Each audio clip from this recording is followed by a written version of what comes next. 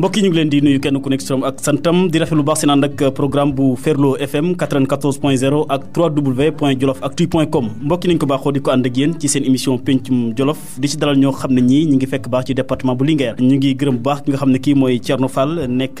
responsable communal ci li nga xam ne mooy URD ci Daara ñu dalaloon ko ci waxtaan wi ñu génn tey nag ñu ngi ci am mbégte bu baax dalal ci soxna soo xam ne su am taxawaay la ñu bëri xam ko muy Seynabou Ndaw ñenn ñi xam naa si say ndaw lañ ko gën a xamee ñu waxtaan moom lépp loo xam ne jëm na ci wàllu politique ak tolluwaayam ak lépp loo xam ne jëm na ci wàllu développement ci département bu Linguère Seynabou Ndaw ñu ngi lay nuyu di la gërëm baax ci teewaay bi. waaw ñu ngi lay fay bu baax daam. jërëjëf ñu ngi lay gërëm di la sant léegi maa ngi lay tooñ na Seynabou Ndaw xam naa ne Ndakaar da ko fëkk ñu bëri dégg gisatuñ ko mbalaxee wala sax ñu bëri xamatuñ la exactement bu doon wax askan wi Seynabou Ndaw ba nit ñi xam la lan ngay wax. man maa ngi tudd Seynabou Ndaw ñu gën ma xam ci say ndaw maa ngi dëkk Mbalaxe foofu laa jàngee primaire dem secondaire à Daara foofu laa nekk jóguma fa aussi parce que dama fay dem régulièrement kon gëmuma fa foofu laa milité aussi foofu laay def sama politique. xëy na dañuy waxtaan ak yow ci lu bëri ndax bokk na ci taxawaay bi nga xam ne bi jël nga ko ku ne xam ne génn nga benn publication jaare ko ci Jolof Actu ñu bëri jàngat ko ñu am ci bit benn jàngat boo xam ne bi moom lañ ci def mais ci wàllu politique tey bu ñu ko doon dooree Seynabou Ndaw jigéen guy dugg ci wàllu politique ci département bu Linguère wala ci Jolof lu jafe woon la bu fekkee ne da nga tànn ngir def wàllu politique tey lan nga ñu wax lan moo la soññ ba nga def wàllu politique. waaw politique boobu mën naa wax ni man dama ci juddu sama deret la nekk peut-être dama ci judd parce que dama judd fekk sama ay papa di def politique. ñoom si dëkk ba fa ma dëkk Mbalaxe samay papa ñoom politique lañ doon def bi ma juddee si laa nekk xale. màgg ak ñoom par exemple. sama papa ku mel ne Baba Coumba Ndaw mu nekkoon PSR bu Mbalaxe sama papa aussi Buubu Ndaw mi nga xam moo ma jur aussi da doon def politique ma judd nekk si ñoom ma bëgg ko nag mu nekk ci man parce que dama ko doon ma bëgg ko trop ma opté def politique ma dugg ci. mais tax nga doore ko CRC par exemple parti bëri woon nañ bi ngay dugg 2000 parti bëri woon nañ xëy na dooma wax ne mbokk moo jiite woon seen parti bu rek nga dugg ci xanaa. waaw boobu dama nekkoon xale nekk si dëkk bi ñu nekkoon defoon ay mouvement nekk si jeune dama nekkoon ci association de jeunes yi nekk ci association nawetaan yi du ci di yëngu ci lépp ànd ci ak sama ay frères yoo xam ne yi ñoo ànd bi député jógee nekk Aliou Dia bu mu jógee nekk di def politique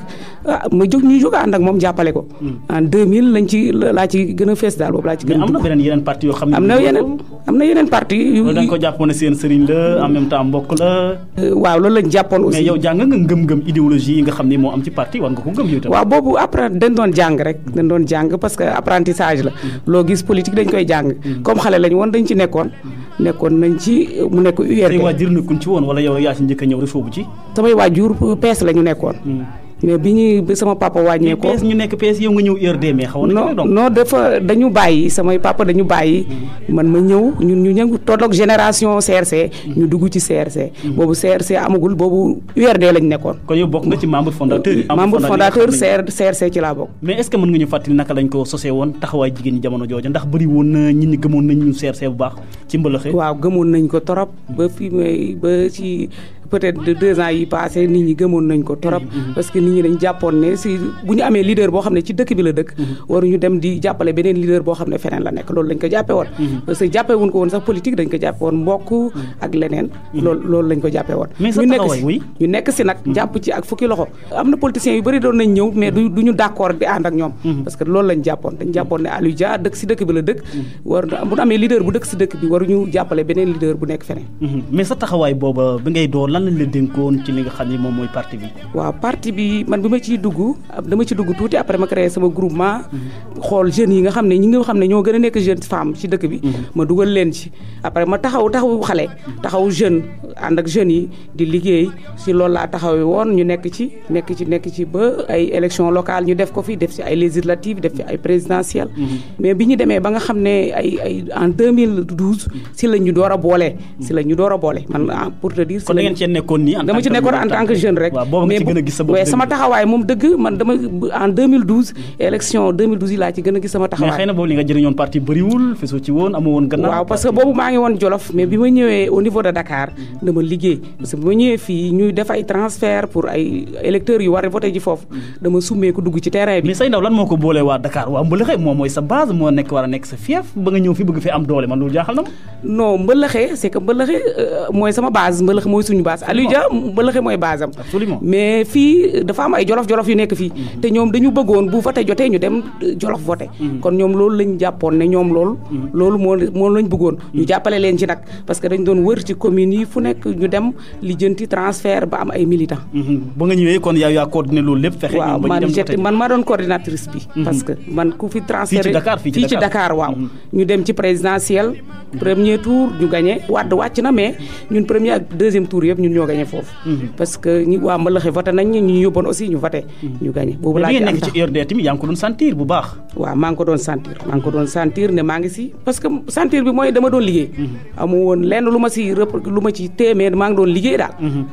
dama ne woon naa liggéey su ma liggéey ba pare après ma door a xam donc mobilisation moo nekkoon ci liggéey waaw mobilisation loolu moo doon sama liggéey loolu moo doon sama liggéey si parti mais 2012 dëgg-dëgg nga fees ci li nga xam ne moom mooy parti bi wala boobu nga gën a gis sa bopp boobu laa gis ñu sant ma loolu ma doxal ko nag boobu laa gis ñu sant ma loolu su dul loolu yeneen année yi dama nekkoon Jolof damay participer mais boobu laa gën a xam ne man liggéey naa mais bi nga déggee sa leader jamono jooja bu mel ni Aliou Dia béy na URD boobu tamit nan la def bi mu bàyyee URD boobu demoon naa Linguère en 2005 la ñu dem si la jiboka kiwee jegaan seen boobu maa ngi woon foofu bi ñu jógee foofu boobu maa ngi bokk ci mouvement ci jeunes yi boole woon nañ ma ci ñu woo ma téléphone mu ne bu leen demati ñun aussi demuñu parce que ñun boobu amuñu parti non xëy na jibo waxu leen bu leen ku leen wax bu leen demati Aliou Dia non jibo waxuñu bu leen dem jibo dafa ko wàccee daf ko jël jéerégal keneen teg ko si ginnaaw mais ñun moom moo ma bàyyi te bi mu bàyyi def na ñu bàyyi leen man boobu aw ma parti boobu aw ma parti leader laa amoon muy Aliou Dia man ñun fu mu doon dem rek ñun ñu ngi foofu ñu ngi si ginnaaw loolu lañ jàpp maanaam gëmoo woon benn parti nit ci boppam nga gëmoon nit ci boppam lañ gëmoon laa gëmoon pour en réalité bu dee dëgg laay wax loolu lañ gëmoon donc moom génnam bi dérangé wu la si non génnam même benn génnam dérangé wu ma benn dérangé wu ma parce que man su may ànd ak leader en général comme dama nekk ci formation politique su may ànd ak leader damay bëgg leader bi ma àndal man moom laay àndal léegi fu mu dem rek man dinaa mën a àndal nekk na lu am solo xëy na dinañ ci gën a waxtaanaat laata ñu dugg ci li nga xam ne sax moom mooy mbiri mais 2012 ba avant 2012 2002 2012 taxawaay bi nga xam ne bi am nga ko ndax amoon nga tamit gëdd boo xam ne bi joxoon nañ la ko ci parti bi waaw bi 2012 passé ñu dem élection législative waaw donte nag gone nga mais tamit nag sa jiw ngay def war nañ la ci récompensé bi ñu demee 2012 bi mu passé ñu dem législative ñu ànd ak bokk gis-gis ma jàpp ne comme législative la ñu investir ñoo xam ne ñi ay femmes yoo xam ne ñoo ma mag peut-être ñoo mooy gën a kii ci parti bi ma ni d'accord ñu investir ñooñu ma liggéey aussi ci mobilisation waaw parce que investiroon na boppam ku mel ni Njéeme Mbeng sa secrétaire bi dëkk Kalosi waaw bi dëkk Kalosi ma xam ne aussi moom moo ñu jiitu xam nga ku la jiitu wala dara bu j'étais d'accord ñu nekk ci ginnaaw liggéeyal leen yàlla def jàlluñu d'accord nañ ñu dem bi ñu demee élection locale yi aussi bi ñu jubsee ñu dolli suñu ay transfert liggéey ba nga xam ne am nañ confiance ñu dem bi ñu dem di defare liste yi moom woo na ma parce que cëral bi ma mën a li ma leen laa sentir ci sama bopp ci parti bi mooy bi ñuy investir dañu dem ba Mbëlëxe mu investir j'étais deuxième sur la liste majoritaire 2014 locale 2014 c'est locale yi j'étais deuxième sur la liste majoritaire ma ne kon kii de peut-être am naa fii gëdda tuuti parce que nit bu demee bay defar listam def la deuxième ci liste bi je crois que moom boobu am na confiance ci yow ba pare am na yaakaar aussi ci yow ma jàpp loolu gën a liggéey ma wax aussi ak samay mbokk ñu jàppale ma samay mbokk d'accord mais li nga wax am na solo say mbokk jàppale laata ñu ñëw élection 2014 ñu taxaw ci 2007 tamit am na élection yoo xam ne defoon nga ko dañu jàpp ne ku am taxawaay nga ci wàllu politique mais tamit nag nga baal ma ñu ne ko rabax nga da nga yàkkamti wala nga dégg nit wax lii rek nga gëm lii comme ça en tout cas yàgg ngaa bañ lan moo la gën a métti ci élection locale yi nga xam ne defoon nañ ko élection locale yi dara naqadew méttiwu ma ci def nañ ko ba mu jeex dara méttiwu ma ci ñu installé suñu maire parce que parfois dañ daa wax ne da nga daa taxaw léeg-léeg di jàmbat ne li nga xam ne mooy communication bi doxut lawut wala du yegg ci yow non musu ñàkk a yegg ci man ba amoon naa information yi ci campagne yi à 100% bi ba bàyyi bi ñu def élection am naa information musuma jàmbat dara parce que amoon naa information lépp musuma manqué information mais fekkee ne ñëw nañ 2014 ñu wax ci li nga xam ne moom parce que mooy élection yi gën a yëngu fi nga xam ne fii moom mooy Mbëlëxe alors transfert yi am fii dem nañ sax ba ne kon xam naa ne am na ñoo xam ne voté nañ Mbëlëxe bokkuñ fa kon yow ci nga bokkoon jël nga ñoo xam ne ñii dëkkuñ Mbëlëxe pare nga yóbbu leen pour ñu voté waaw loolu beneen camp bi la loolu beneen camp bi la mais ñun musuñu yóbbu. camp Ndongo Ñaa kaw Ndongo Ñaa APR ñoom ñoo doon yóbbu ay nit ñoo xam ne dëkkuñu parce que ñoom avant ñuy ñëw man raatale naa yu bëri.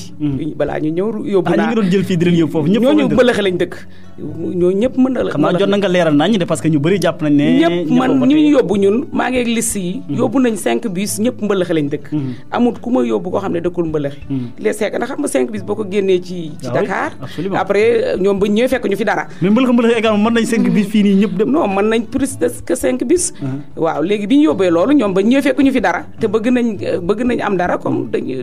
ñu obligé woon dem seeti ñeneen dem seeti ñoo xam ne dëkkuñu ci dëkk bi ñu yóbbu leen fa parce que amoon nañ ay moyens d'accord mais bataille bi nga xam ne bi amoon na mbëlëxe nañ ko def délégation spéciale nga xam ne loolu fekk na la fa nga xam ne Pape Mody Sall moo ko jiite woon boobu tamit fekk yéen a ngi rogo jeeru li nga xam ne moom mooy mairie bi alors boobu tamit ñi wax ne ñi jiite mairie bi délégation spéciale bi mënuñ dara mënuñoo jëmale mbëlëxe kanam loolu tamit yow ndax daa nga ko wax wala bokkoo ci ñi ko doon wax ñi waaw doon naa ko wax maa doon premier ci ñi ko doon wax waaw da ko doon jàmbat absolument waaw lu tax loolu parce que ay doomu dëkk ba lañ je pense que mën nañ doomu dëkk ba lañ man boobu dama amoon sama leader man li ma jàpp ci politique mooy bu ma amee leader damay défendre sama leader moom laay def au-dessus de tout donc yow foofu rek nga ko tegoon foofu rek laa ko tegoon mais xam nga ne xel na ñu man place ba lañ ne Pape Mody Sall ñoom mais yaakaaruma ni peut-être mën nañ ko gën nañ ko mënoon sama leader yan jafe-jafe nga yaakaar na gis nga ne ñoom ñii ñàkk xam moo tax ñu def ko mais mën nañ koo saafara tey ci commune lañ leen dénk ko délégation spéciale ba def nañ ci liñ mën tamit mais instant boobu man gisuma loolu parce que bokkuma woon ak ñoom parti xam nga man li ma la wax rek mooy sama leader bi bu ma amee parti damay défendre parti bi mais nag say il faut nga nekk koo xam ne da ngay objectif tamit boo gisee lu baax nit di ko def mais bi ñu koy def peut-être amuma woon yaakaar ni dinañ ko mën a gérer waaw amuma woon yaakaar mais bi ñu demee ba si kanam aussi dañ ne leen bàyyi ñu liggéey mais beneen bi nga xam ne bii am na xëy naa dana dugg ci 2014 baax local yi mais fekkee ne dañoo taxaw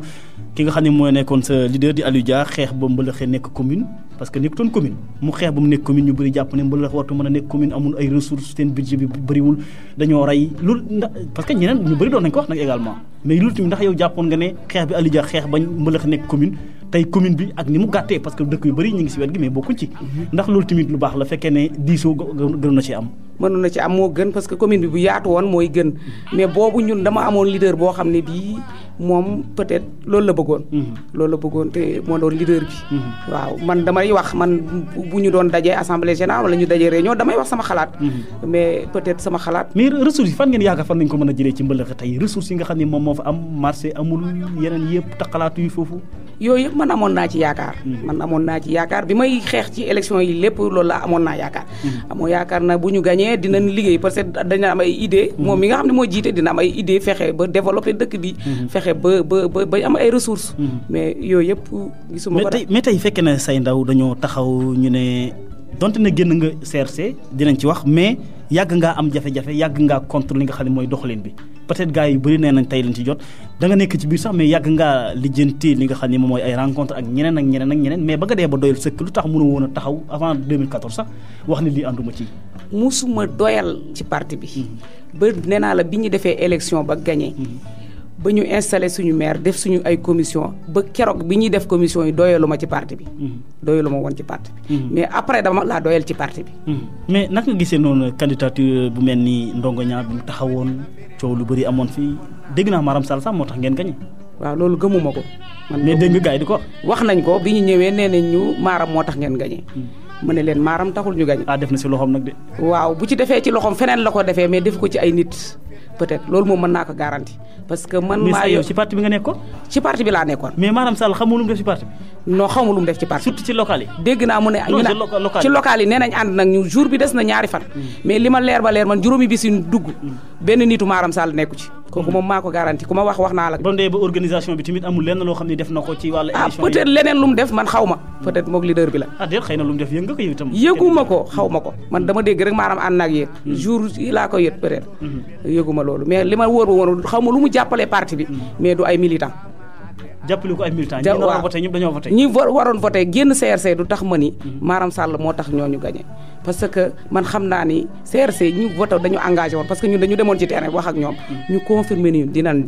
voté mu leer ñu ne dañuy gagné mais fekkee ne tey da nga taxaw tey ñu gis ne ñu bëri jàpp ne tey Maram Sall joué na ci rôle bu am solo tey yow mi nga xam ne yaa ngi nekkoon ci biir mbir boo taxawee ne benn militant woteeluñu ndax maanaam Sall kon day xaw a doy waar. man loolu laa gis sama gis-gis laay wax. parce que mu ñëwee woon dinañ perte ak yaakaar nañ ko man yaakaaruma ko woon. parce que ci combat boobu laa nekkoon ci camp boobu laa nekkoon te amoon naa yaakaar man. parce que xamoon naa nit ñi dinañ dem. peut-être maanaam Sall daal lu mu ci yokk moom man yëguma ko. man say. peut-être beneen côté la ko yokkee mais yokkeewu ko ci côté militant. côté militant moom dañ doon gagné bu ñu defee élection. man xam naa loolu dernière minute la ñëw sax ànd ak yéen jël ngeen seen i bis yóbbu ngeen booba. waaw xaw ma lu mu ñu dimbalee. mais du militant. waaw loolu moom man leeroon na ma. d'accord mais fekkee ne taxaw nañ ngeen bëgg a xeex ak en tant que nga nekk doomu dëkk ba c'est vrai que Aliou Dia doomu dëkk ba la Ndongo Niang doomu dëkk ba la ña nekk si liste yi doomu dëkk ba la ngeen taxaw bëgg a xeex ab jeune boo xam ne bii bu am taxawaay la ngeen bañ mu jiite li nga xam ne moom mooy mairie bi lan la woon wala yaakaar ki nga àndal rek nga koy tënkat ba tey. waaw parce que Ndongo dafay ñëw fekk ma nekk ci parti. te man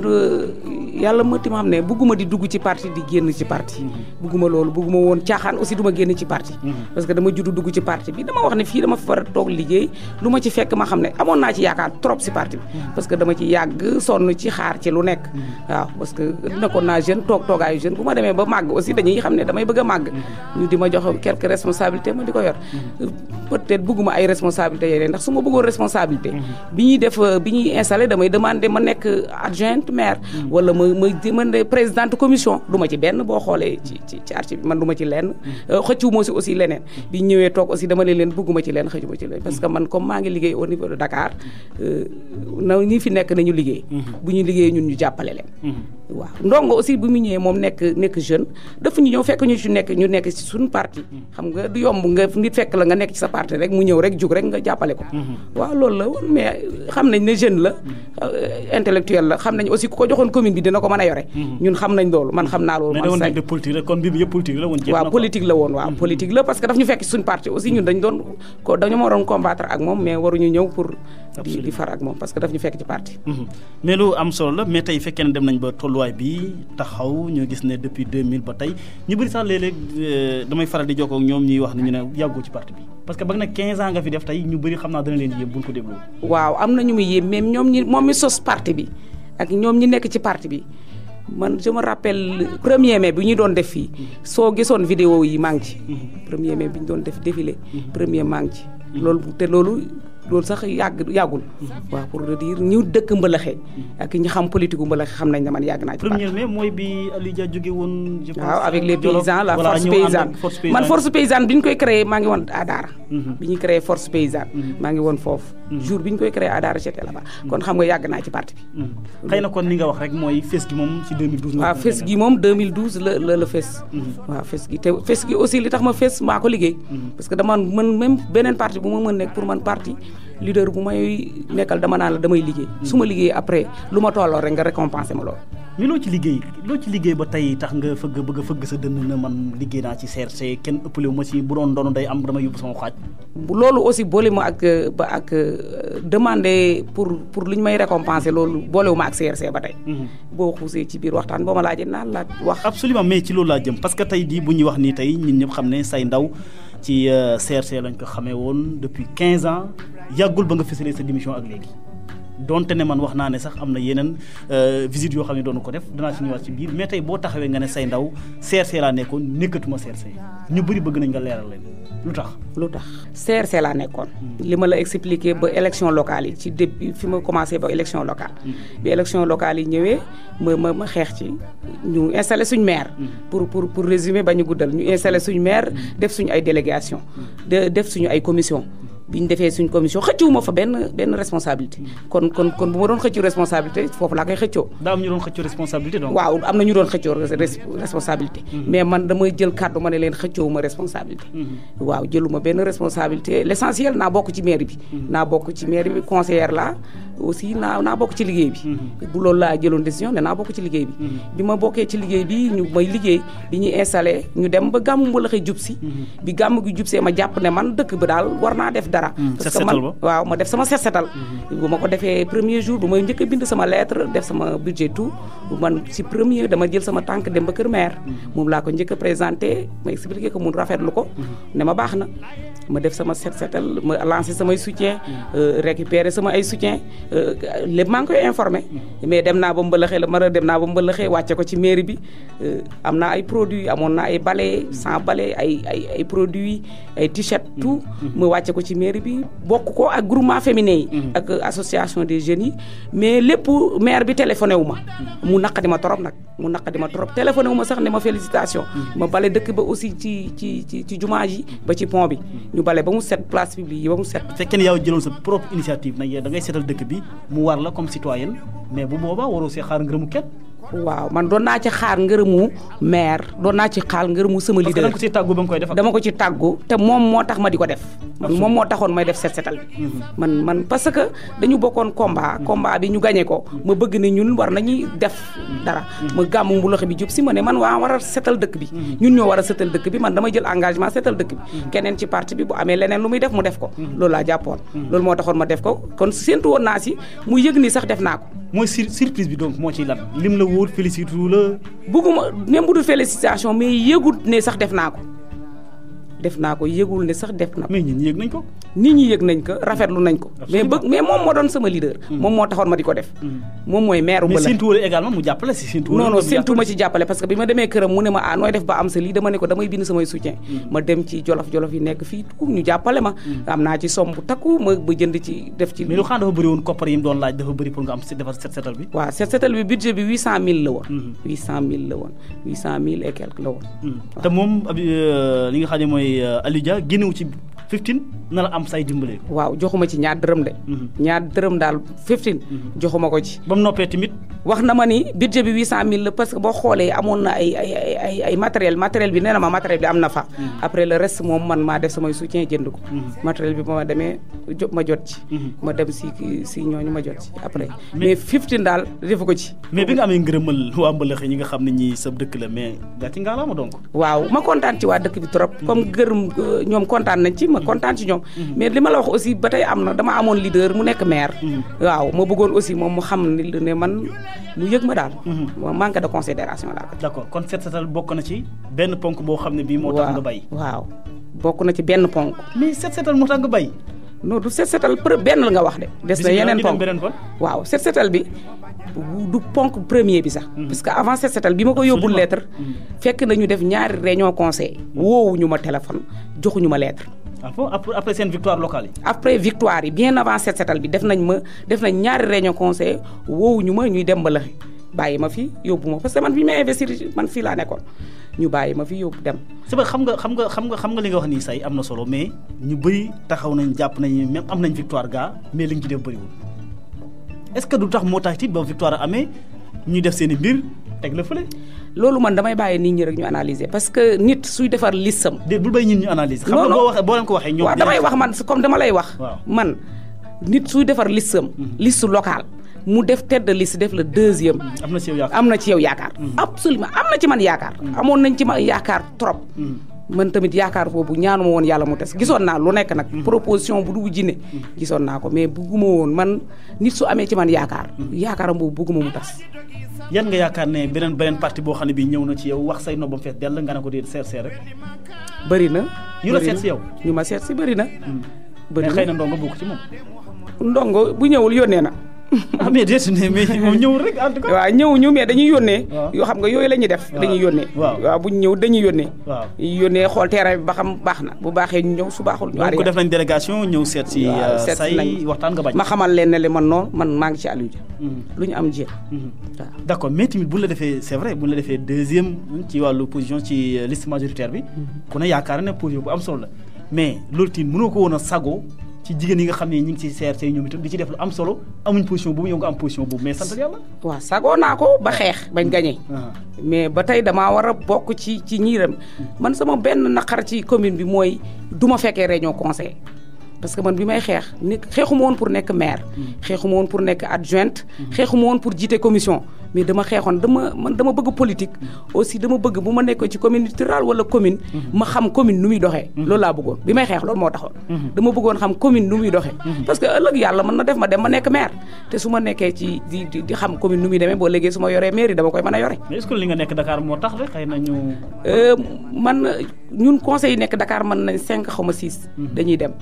bu ñu demee ba ñooñu di dem yëgal ñoom dañ am na ñuy yëgal am na ñu yóbbu sax ma yëg ma teg ci sama bët te daw ma ma loolu mooy premier li ma naqadi deuxième bi setal bi la waaw troisième bi kon mën nañoo tënk ñaari daal mooy setal bi ak tamit gannaaw ndam li nga xam ne am ngeen ci local yi bu ñuy def réunion ñuy def conseil doo fekkee musuma fekkee conseil mu fekkee réunion bi ñu gagné ak léegi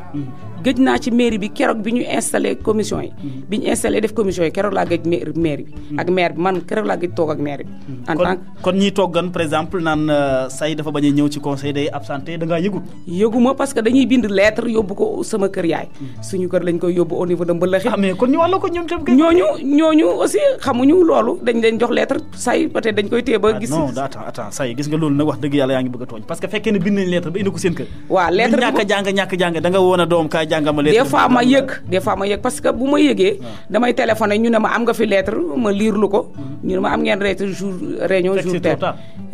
même bu trop tardul aussi man dama jàpp ne waru la ko waxee noonu waruma ko wax daf ma gis nga keroog bi ñuy defar liste yi daf ma woo dugal ma ci otoom yóbbu ma Mbëlëxe ñu defar liste yi kon fii la ma jëlee lépp lu ñu doon defi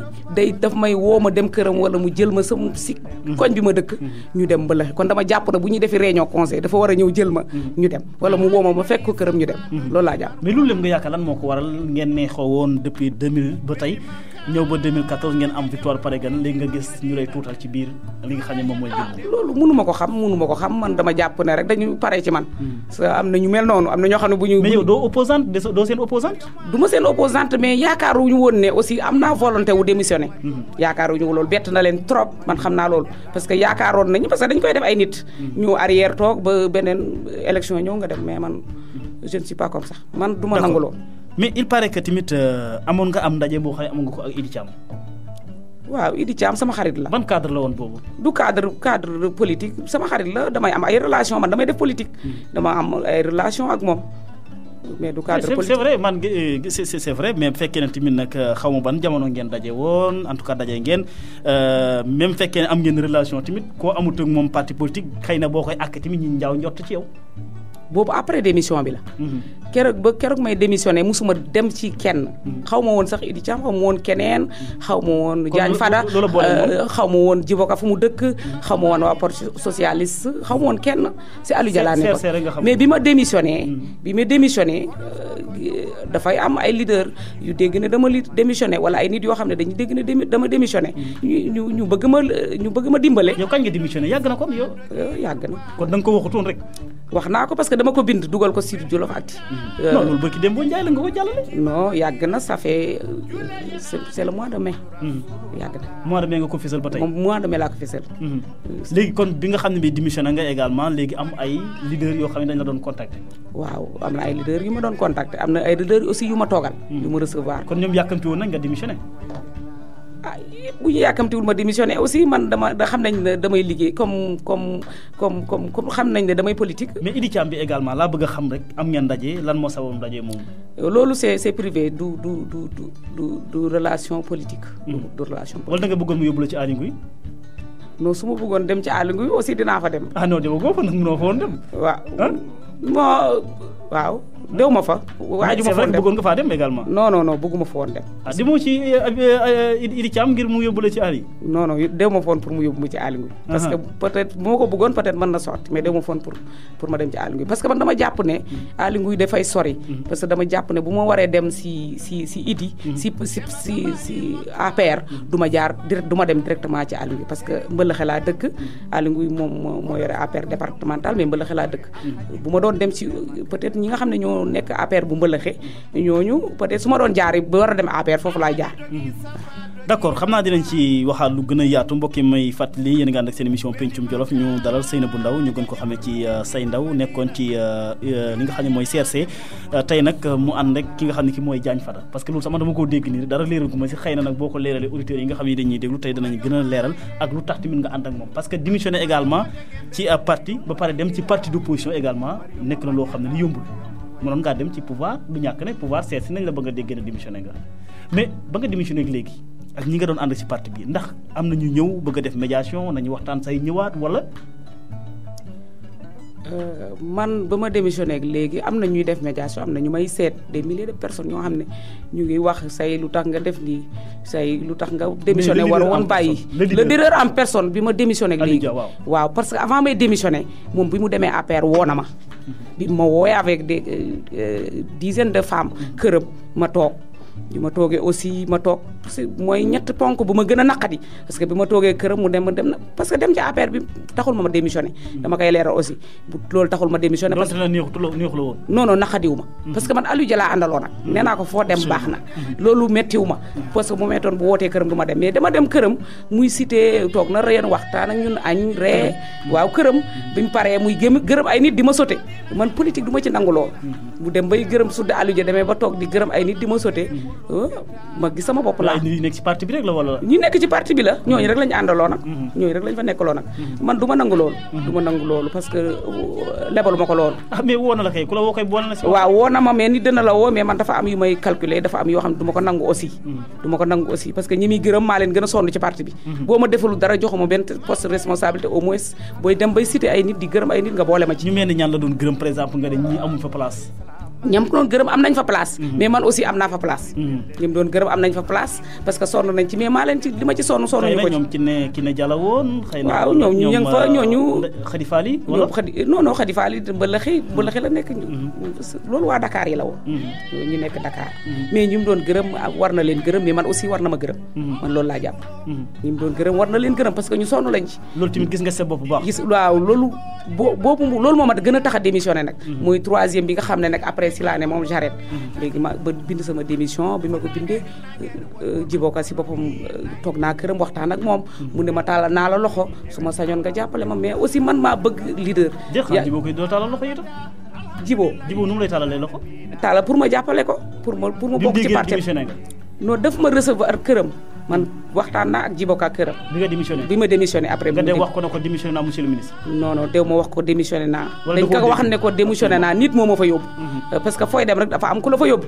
kooku ne ma nee na nga bëgg recevoir ma ànd ak kooku dem biñu demee toog këram man ak moom ak ki ma yóbbu ñu troisième personne ñu waxtaan këram fii ci Dakar Almadi ñu waxtaan mu ne ma man su ma sañoon nga jàppale ma wax ko sama carrière mu ne ma su ma sañoon nga jàppale ma parce que xam naa ni liggéeykat nga politicien nga aussi waaw mu ne ko waa d'accord waa parti socialiste àndoon nga ci wax jooju wala da nga ko gàntu woon non dama nekk après parce que dama ànd ak ay nit aussi te dama génn aussi am ñoo xam ne nee nañ ma fu loo nekk maa ngi ci comme boo defee loolu doo dem fenn rek joxe fi sa kàddu da nga boo amee ku la wax ak yow da nga naan ko après bi ma paree nag toog waxtaan ñu ne ma jib kii bi doyul leen neexul ñi nga xam ne ñi ñoo nekk sama ginnaaw affaire peut-être parti bi doyu leen ma arrière toog mais laata ñuy ñëw sax ci li nga xam ne ni tey fi nga nekk ak parti leader bi nga xam ne moom nga ànd ak mais ndax sa génn bi yaakaar nga ne gars yi dinañ ko yëg parce que génn nga kenn deful médiation jigéen ju sëy si kër ga fay kenn woo kenn demul naan ko ñëwal dellu si mais est-ce que nga yaakaar ne booba jaral yoon nga parti bi kon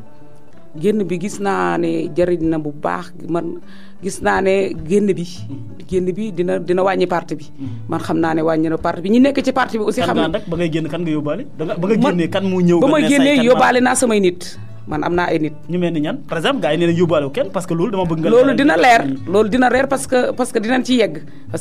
dinañ ci yegg ñaan nga ànd ak ñoo xam ne ñi ba nga démissionné ñoom sa démission dafa métti ba mu ñëw ànd ak yow samay militant du ma leen cité mënu ma leen cité parce que dañu bari dama am ay militant mais sax yow am nga ay militant am naa ay militant nee naa la suñu yóbboo 5 bus mbëlëxe dama ni la soo génnee 2 yi wala 3 yi peut-être man maa leen si dugal waaw man am naa ay militant même mbëlëxe laa dëkk aussi mbëlëxe kenn ëppale wu moo fa mbëlëxe laa dëkk aussi mbëlëxe moom dégg naa seen kër sax am na ñoo xam ne ànduñoo ak yow asuma nag mbëlëxe même suñu kër bu fekkoon suñu kër ànduñoo ak man aussi mbëlëxe dafa rëy mbëlëxe am naa fa ay nit man mbëlëxe kenn ëppale wu mu fay nit mbëlëxe loolu bañ yegg ci buñ ci yeggee dinañ xam kan moo ànd ak man ak kan moo àndul ak man mais li nga xam ne moom la ñu waroon yegg ñi xam ko mooy ne say ba mu demee ñaan ñoo ànd ak moom parce que fekkee ne da nga ànd ak ay nit di liggéey ci parti bi ay jigéen ñëpp nekk ci parti bi nga am problème ba dem mais boo demee en tout cas fekkee ne ñi nga doon liggéey ñu fidèle la ci yow danañ wax ne ñun ñii kat li ñuy def gan say du yoon dañu ànd ak moom. loolu fésal ko dina jot parce que maa ngi dugg ci parti te bu ma duggee ci parti dinaa ko fésal bu ma koy fésal nag dinañ xam ñan ñoo ànd ak man waaw.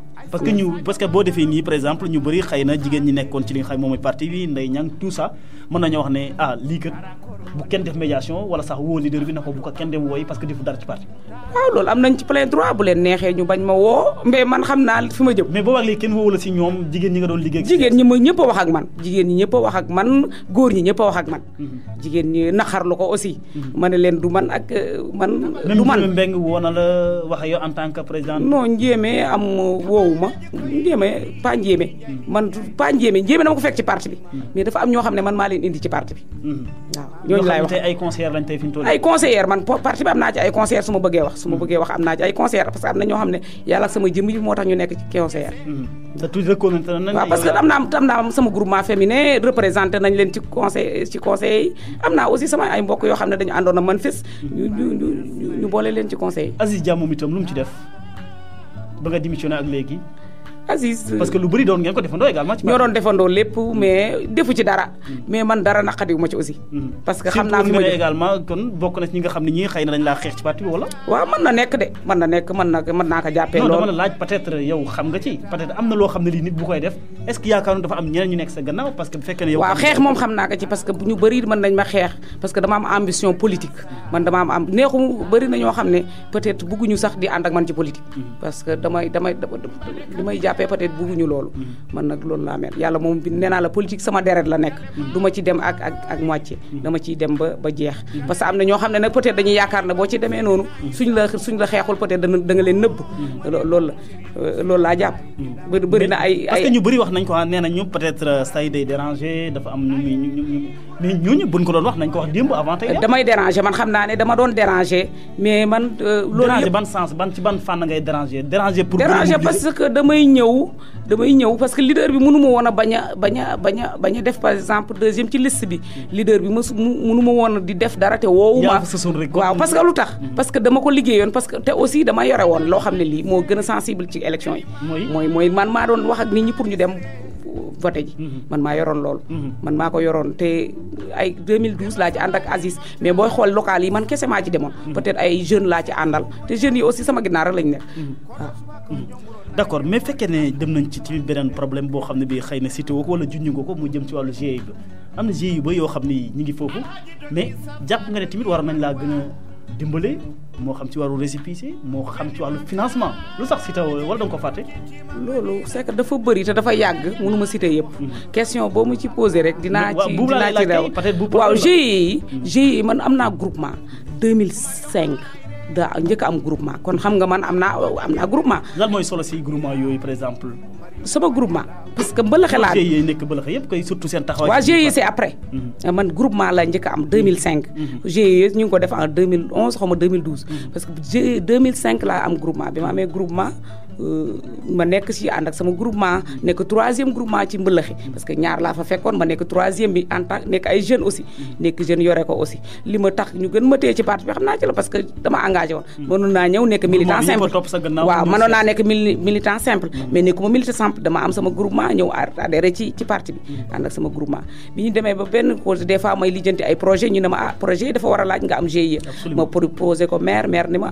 waaw d'accord mais bi ñu demee bay def groupement yi dama ñëw Dakar ñu def groupement yi bàyyi sama bos ñu defar récépissé yëpp ba mu des sama bos ba mu naqadi woon na ma trop mais bi ma waxee ñu ne après dinañ ko defar ma dem waxtaan ci leader bi mu ne ma après dinañ ko defar ba fi may wax ak yow defaruñ ko ak li may xeex yëpp ci parti bi loolu ba tey defaruñ ko mais loolu yàggul xëy na yàgg na c'est 2011 xam nga 2010 loo koy yàgg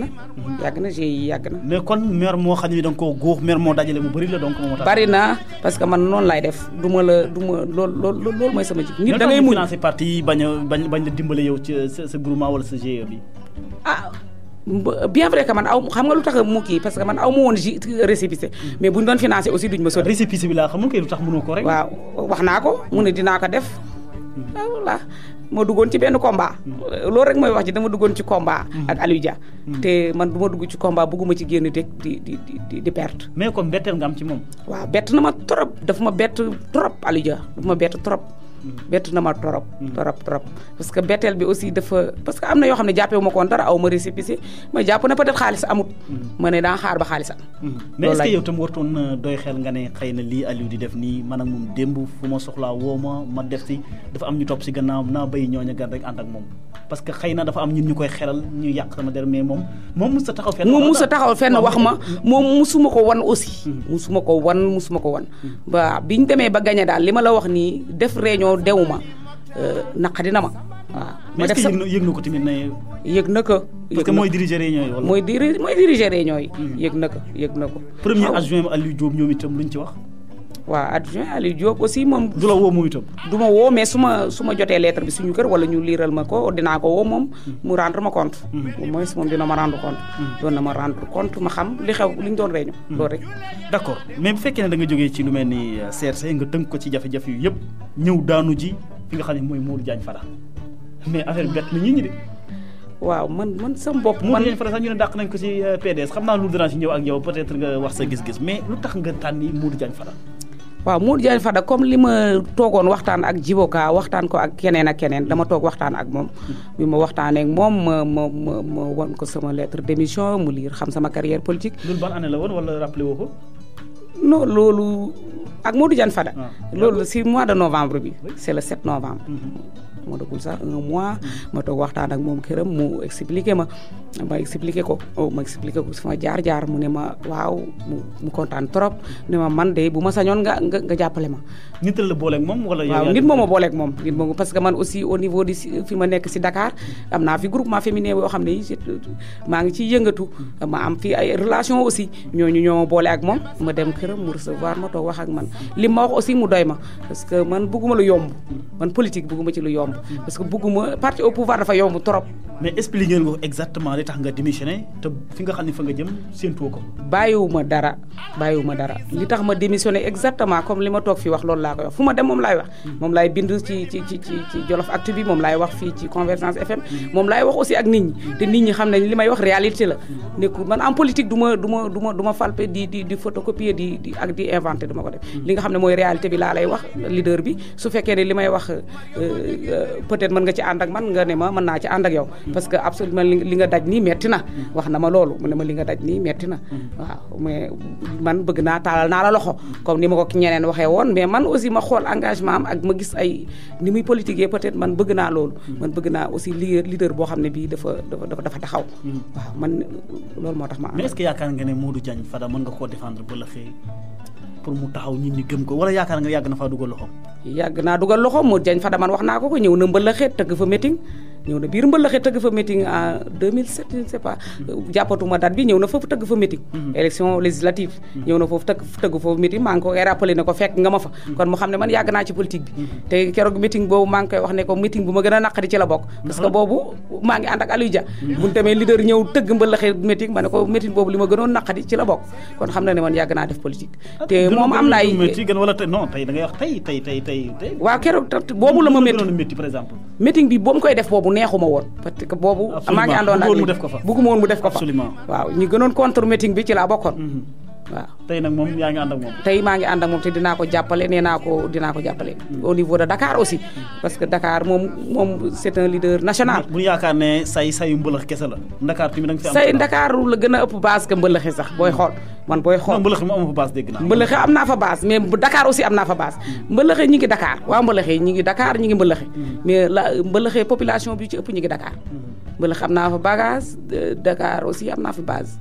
waaw d'accord mais bi nga ko waxee li nga xam ne moom nga bëgg lépp ci lan ngeen tënku par exemple peut-être booy ànd ak leader tamit yow da nga na ko ci lii lay xaar ci yow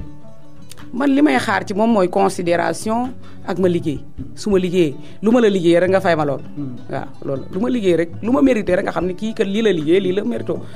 man xaaruma ci moom waxaguma ko damay xaar ci moom dara man ko ba après dama suivre bu ma xoolee man dinaa liggéey man su ma liggéeyee après moom dina xam ndax man maa ngi koy liggéeyal wala liggéeyalu ma ko d'accord mais mairie ba ban ko jotee ak léegi ba ko Aliou Dia jotee ak léegi waa CRC bi ñu ko jotee ak léegi tey boo doon gis benn taxaw seetlu askan wi seen dundin ndax yaakaar nga ne li taxoon ngeen ni xeex ba jot ci mairie bi tey askan wi ñu ngi sant seen bopp waaw gisuma loolu nag am naa ci mbetteel trop comme ni ma amee ci mbetteel ci leader bi mairie bi aussi dama ci am mbetteel trop dama ciy xeex yaakaaruma woon loolu parce que mbëla xelaa dëkk te ku bëgg mbëla xelaa damay dem ba si yàgg sax ma ne bu ma yaa xamoon ne nii lay demee du ma tax a defee taxawaay boobu parce que mairie bi taxaw na trop doxul dara doxul. te nga yaakaar lan moo ko waral ñàkk jumtukaay wala lan. non ñàkk jumtukaay ak ñàkk jumtukaay ak ñàkk taxawaay parce que nit tamit mairie dañ koy taxaw mairie yow yu mi maire bi yow yaay leader bi yow yaa yore affaire bi yow yaay dem nit ñi jàpp ci. li ma jaaxal mooy man barki Dembo Ndiaye laa fa jógee ma demoon ci xew yi nga xam ne wi El Hadji Daouda Dia moo ko defoon doon neexal ay élèves mais bilan bi nga xam ne bii wax nañ ko monsieur le maire wax na ko moo xam jëm ci li nga xam ne li ay tabax ay salle de classe la moo jëm ci wàllu fourniture yooyu mu def ko man dama jàpp ne kon mi ngi ci yoon bu baax. mi ngi ci yoon bu baax mën na nekk ci yoon bu baax. man mairie bi nag du ma ci mën a wax lu bari. parce que mairie bi man conseillère laa. mais mairie ba xaw ma ci dara moo tax nga war ci mën a wax. mairie bi du ma ci wax parce que maire bi xaw ma ci dara. man loolu ma tax a démissionné. kon mairie bi du ma ci mën a xuus man xaw ma sax lu xew ci mairie bi. parce que xaw ma lu xew ci maire Mbëlëxe. man keroog bi ñu defee commission yi installé xaw ma luy xew ci mairie Mbëlëxe. kooku du mën a wax ci mairie Mbëlëxe xaw ma ci dara. c'est que dégg naa ci rumeur yi nag ñu naan doxul. dégg naa ci rumeur yi. nit ñi di wax ne ay opposants ñoo koy wax. xaw ma ay opposants am na aussi ñu bokk ci mairie bi xam ne doxul ñu di ko wax. am na ñu bokk ci camp bi. ñu ngi wax ne doxul. ñu ngi wax ne doxul. mais yow daal gis nga ne tamit doxul yow sa bopp. doxul bu doxul ñun ñëpp ñu. nga ko doon xaar par exemple surtout si jigéen ñi fan nga doon taxaw ne vraiment man lii ba may xeex Aliou Dia yaakaaroon naa ne bu jotee li nga xam ne mooy mairie bi dina ko saafara te gisagoo ko. loolu bala ma ko woon xam may dem ci réunion conseil su ma doon dem dinaa. mais umpante wu ñi nga xam ñoom ñoo nekk Mbëlëxe est-ce que seen dundin nam mel. umpante wu ma ak ñoom mooy loolu am nañ naqar doxul et puis niñ koy doxalee aussi jàpp naa ne Mbëlëxe yi ci ëpp peut-être neexu leen. waaw gis nañ ne daal dañ koy doxalee noo xam ne lii neexu leen li ñuy doxalee affaire yi def ko la wuñ ko loo xam ne lii maire en tant que maire Mbëlëxe bi yëpp la. du maire benn parti. waaw man bi may def sama set setal bi bi may dem peut-être loolu mën nañ ma ci mere parce que bi may dem dañ na groupement wala GIE man GIE ak groupement yëpp laa invité ci sama set setal parce que man xaw ma loolu parce que boo demee bay liggéey rek boo demee ba xeex nga gagné sooy liggéey da ngay boole ñëpp man ma def loolu peut-être aussi man dama amoon leader boo xam ne peut-être dafa fiir waaw xëy na loolu joué na ci parce que wax nañ ma ni joxal groupement yi tel à tel ma ne non man damay jox ñëpp parce que set aussi sama set setal maa ko est-ce que loolu dëgër bopp bokkoon na ci kon li nga waaw dama dëgër bopp nag parce que du lépp laay nangu man aussi même leader du ma nangu lépp daal du ma nangu lépp loo ma def loo rek ma def ko du ma nangu lool moom man musuma ko nangu aussi peut-être doon nañ ma gérer parce que dañ nekkoon ci élection loolu rek laa jàpp nañ ko dànk rek waaw nañ ko dànk rek ba ñu gagné après ñu abal ko loolu rek mooy su wax ji du leneen en tout cas doy na waar ñu ànd ak parce que lu mat ay 7 minutes moo ma dese juróom-ñaari minutes xam naa ne dina gën a duggaat ci li nga xam ne tin nag moom mooy taxawaayu jigéen ñi mais financement yéen jigéen ñi Mbëlëxe yàgg ngeen koo jàmbat mais lan mooy problème exactement ñàkk ku leen dimbale wala lan. Mbëlëxe amul financement jigéen amagu fa peut-être ay financement wala ay may ay loolu mais financement amaguñ ko ñun. au niveau fekkuma fa financement amagu fa. d'accord kon bu tey doon démb mën nañu jàpp ne docteur Daouda Dia ñoom Ndongo Niang ngay voter. tey bu doon démb regretté wu ma dara. parce que dama nekkoon ci combat te gagné woon naa combat boobu. man loolu sama succès la. dama kontaan ci Aliou Dia bu gagné commune bi parce que boobu maa ngi woon ci xeex bi. aw ma regretté wu ma ci dara parce que la vie continue. dañuy avancer man loolu regretté wu ma dara sama ginnaaw parce que dañuy continuer. yow daal li nga bëggoon mooy ne ku wax victoire Aliou Dia na ma ci boole te maa ngi woon ci biir am naa ko. parce que am ñoo xam ni ñoom nga doon xeex ak nag. ñoom laa doon xeex te gagné naa leen. dama leen dóor nag gagné naa leen baax sax. ñoom xam nañ loolu. xëy na ponk bu mujj bi moo jëm ci wàllum développement wala ci li nga xam ne moom mooy sa rapport ak yeneen politiciens yoo xam ne ñu ngi nekk ci département bu Linguère xanaa nag dañuy wax kuy jëgaani seen kër moo foofu balaa ngay ñëw ci li nga xam ne mooy Modou Diagne Fada ak ñeneen mais ñi nga xam ni ña nga foofu tamit moo xam Aliou Guèye Ndiaye moo xam Djibo Letika comme ni ko Djibo moom leeral nga ko moo xam ci Habib Sy wala ñeneen ak ñeneen sama diggante ak ñoom non man fi mu nekk nii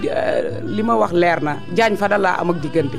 moom lay taxaw dinaa ko taxaw au niveau de Jolof mais pas Mbëlëxe rek ay village yeneen yi am naa fa am naa militant mais boo demee ba Amali boo demee ba beneen dëkk ay Mbuula am naa ay responsable yu may waxtaanal pour ñu jàppale ko bu au niveau de Daara aussi maa ngi waxtaan ak ay responsable am na ñoo xam ne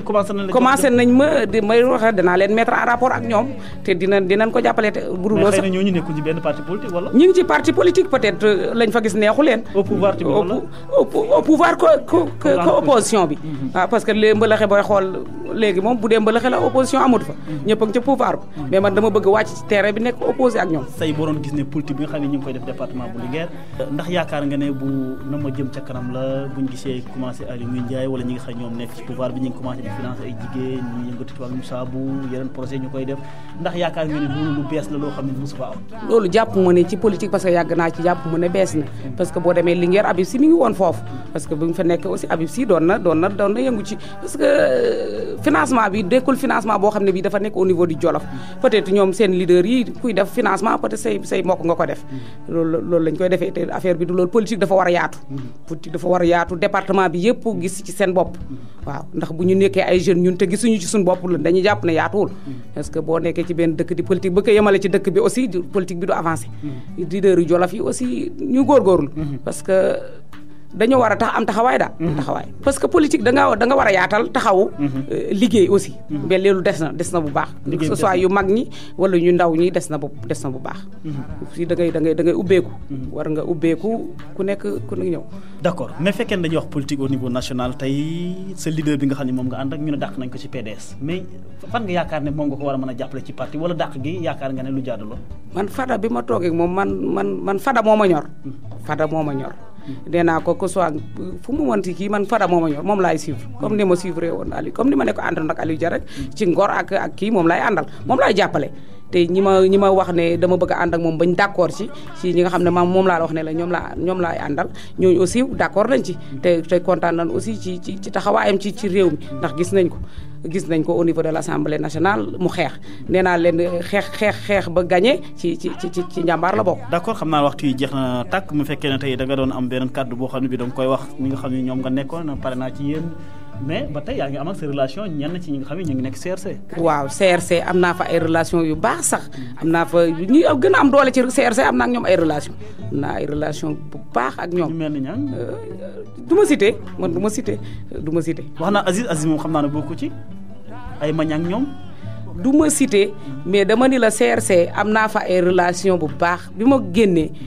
am naa fa ay relation bu baax mais ñu tax woowuñu la gën par exemple na la say dellul gannaaw vraiment ñëwaatal ci CRC. woo nañ ma expliquer leen ba pare xam nañ aussi man du ma kuy wàccu di ko lekkaat.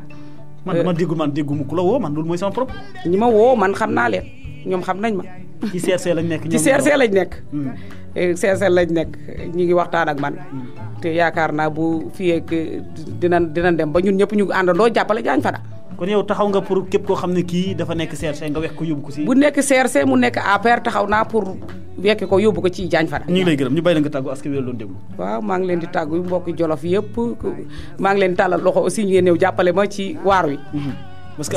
seen waar yi ngeen bëgg a déclarer donc. waaw déclarer ko waaw parce que waaram la dañ ciy jëm. wax nga ma ko de kon est-ce que Modou Diagne Fada waxu la gën ne la waar yi. non mais Modou Diagne Fada mi ngi PDS. génnagul PDS. non waar mais man waar wi mooy mouvement de Modou Diagne Fada laa nekk. ci Modou Diagne Fada laa nekk. d'accord ñu ngi lay gërëm di la sant baax. jërë ngeen jëf mbokk mu nekkoon seen émission Pencum Jolof ñu dalaloon Seynabou Ndaw ñu gën ko xamee ci Say Ndaw mu nekkoon ci CRC jamono ji nag mu démissionné ci li nga xam mooy CRC dem ci li nga xam moom mooy Modou Diagne Fada mbokk ñu ngi leen di gërëm di leen sant Dame Ndiaye moo nekkoon ci kàddu gi gërëm Samba Giradio Ba mi nekkoon ci wàllu réalisation bi ñaan leen jàmm sàkku si yéen wasalaam.